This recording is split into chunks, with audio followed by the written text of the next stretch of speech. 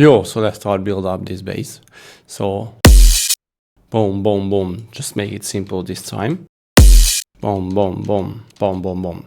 And I want to use D sharp 0. So the note should be really low to make it grow. Cool, so what we want to do is using a saw-like wavetable or a saw-like source sound that we filter, especially with bandpass filter, and crunch the hell out of that. So first I want to use an analog MB saw. So this is great because it has lots of very cool sawy elements, so more than just a saw basically. And I'm going to need a sine to FM it. So let's use FM from B.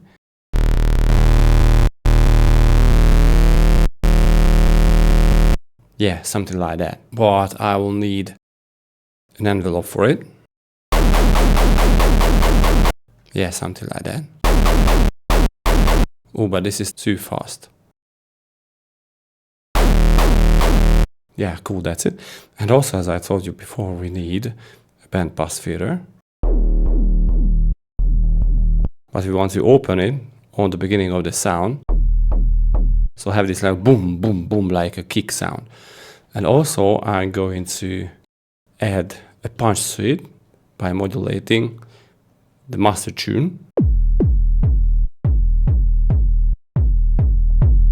Yeah, something like that. Okay, and also we're going to need some noise, like in harmonics to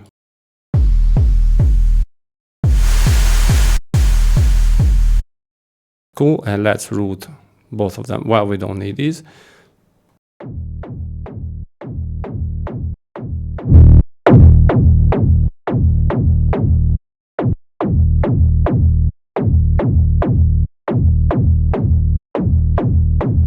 Maybe add some unison voices to it.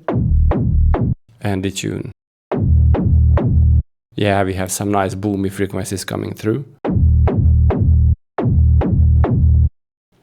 And let's use a direct out on the sub oscillator. So we're going to have some nice sub element that when we apply a saturation, everything will sound very growly and gritty. Okay, so let's go to the to the FX and let's use a distortion.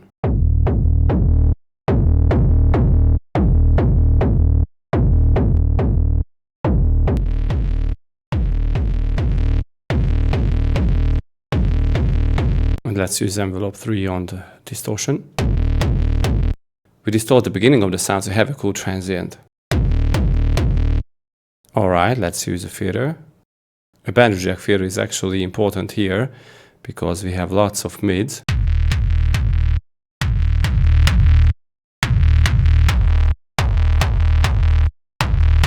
That needs to be treated, and also maybe an EQ before that.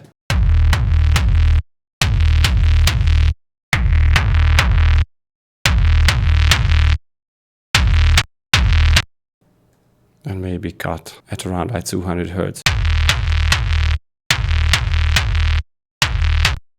Now the problem is that this hit, the transient, is a little too hard. So what I would do is use this envelope, so envelope 2, and add some attack time to it to clean up the very beginning part here.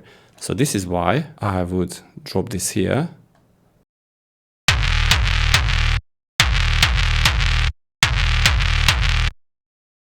And maybe use a bandpass filter inside the distortion that we can modulate with this, so with envelope 2.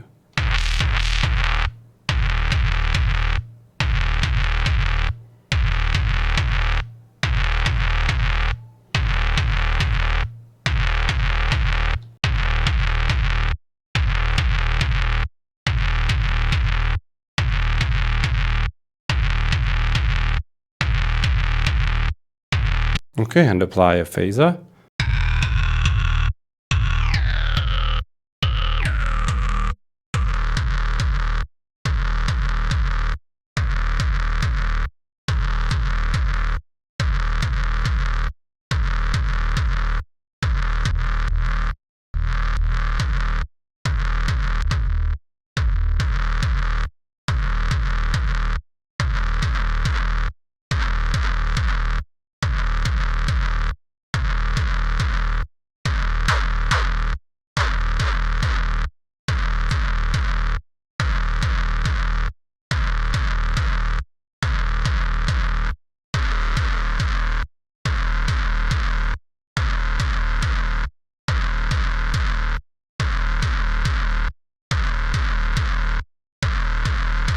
Okay, so it's cool, maybe use a direct out. Right, so if we crunch this using a saturator and like drive it very heavily,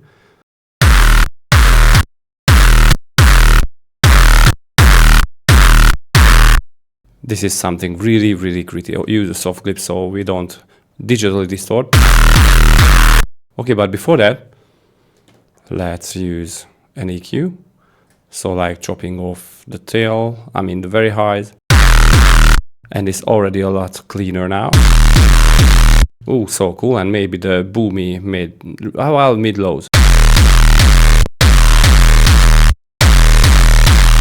And maybe one peak on the sweepy frequency at around 4K.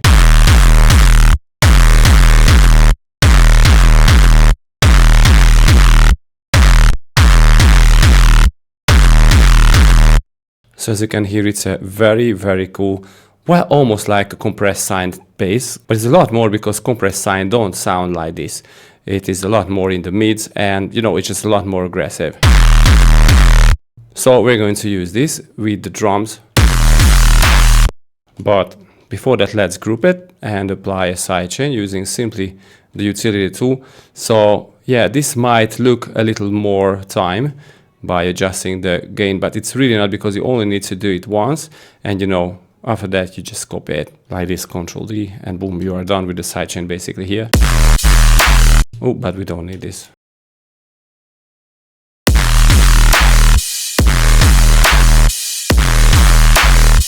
Maybe this is a little too much, so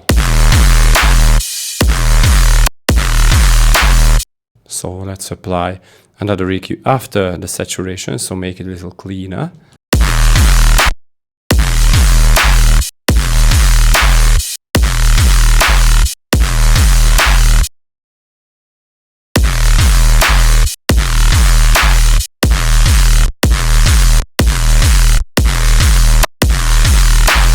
Okay, right now it is cool, and in the next video let's create the main percussion basically.